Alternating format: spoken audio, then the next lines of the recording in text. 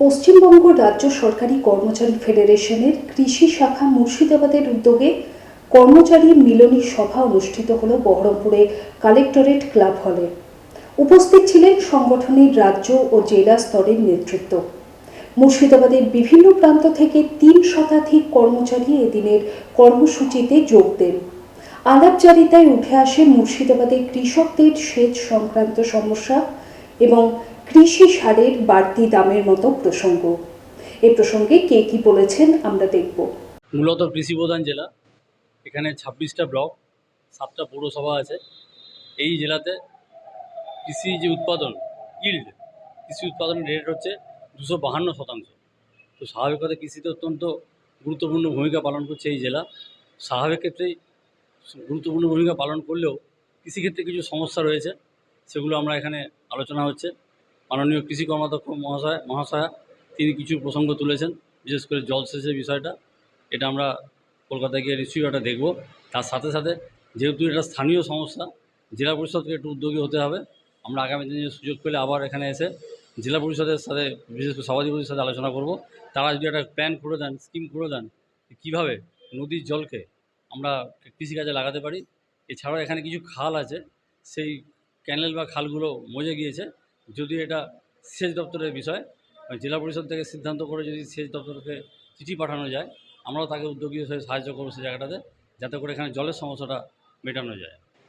আজ এখানে আমাদের মুর্শিদাবাদ জেলা কমিটির কৃষি শাখার পক্ষ থেকে একটি মিলনী উৎসব আয়োজন করা হয়েছে, যেখানে গভর্নমেন্ট মাননীয় মুখ্যমন্ত্রীর যে সমস্ত প্রজেক্টগুলো আছে সেগুলো যাতে সরাসরি কৃষকের কাছে পৌঁছায় সে ব্যবস্থার জন্য আমরা সকলকে অনুরোধ করছি। এবং সেই সঙ্গে আমাদের কর্মচারী বন্ধুদের যে সমস্ত সমস্যাগুলো আছে সেইগুলো যাতে আমরা ঠিকঠাকভাবে নির্দিষ্ট জায়গায় পৌঁছে দিয়ে তাদের সমস্যার সমাধানগুলো করতে পারি, সেই বিষয়ে একটা আলোচনা সভা করা হয়েছে। সেটা আমরা নির্দিষ্ট জায়গায় পৌঁছে দেব এই আশা আমরা রাখছি, এবং তাদের সমস্যাগুলো আমরা সমাধান করবই এর নিশ্চয়তাও আমরা দিচ্ছি। মূলত যেটা আমাদের মনে হয়েছে যে আলোচনায় এখানে মুর্শিদাবাদ জেলায় কৃষির একটা সমস্যা, সেটা হচ্ছে ভূগর্ভস্থ জল দিয়ে চাষ হয়। সেটা যদি ড্রেনেজ সিস্টেমের মাধ্যমে নদীর জল দিয়ে চাষ করা যায়, তাহলে কৃষকের অনেক টাকা পয়সাও কম লাগে এবং জলটাও ঠিকঠাকভাবে পায়। এবং আরেকটা জিনিস আমরা লক্ষ্য করেছি, কৃষকের সার, সেই সারটা যে দামে দেওয়া আছে সারের গায়ে, সেই দামটার থেকে বেশি রেট নেওয়া হচ্ছে দোকান থেকে। কেন হচ্ছে সেটা আমরা উচ্চতর নেতৃত্বকে জানাবো। সেই সঙ্গে আমাদের কিছু প্রমোশনাল সমস্যাগুলো আছে, সেগুলো আমরা মিটিয়ে নেব। কিছু ট্রান্সফার সমস্যা আছে, শারীরিক সমস্যার কারণে দেওয়া আছে, সেগুলো আমরা মাননীয় আমাদের অনারেবল MIC যিনি আছেন এগ্রিকালচার, তার সঙ্গে আমরা কথা বলে এগুলো মিটিয়ে নেব।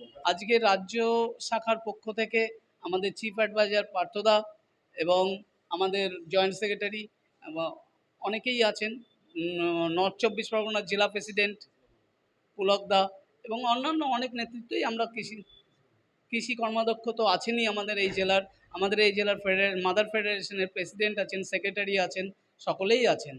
আজকে আমাদের একটা মিলনী সভার আয়োজন করা হয়েছে। গোটা জেলা স্তরে 26টা ব্লকের সমস্ত শ্রেণীর কর্মচারীরা এসছে। আমাদের আজ পর্যন্ত 352 জন আমাদের ডেলিগেট আজকে উপস্থিত হয়েছে।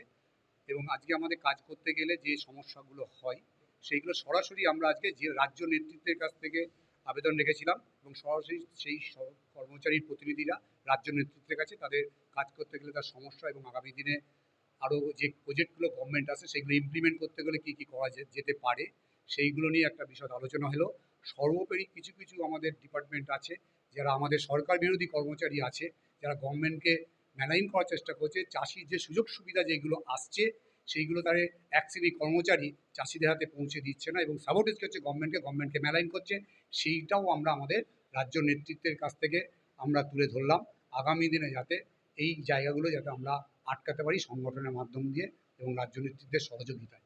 সেটাও আমাদের একটা মুখ্য উদ্দেশ্য ছিল আজকের এই আমাদের মিলনী সভা।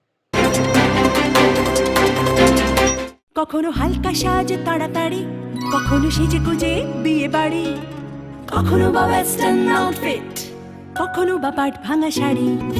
যখন যেমন সাজ গয়না তেমনি কোনো অকেশনে, কখনো জাস্ট এমনি। অঞ্জলি জুয়েলার্স, ঠিক যেমনটা চায় আজকে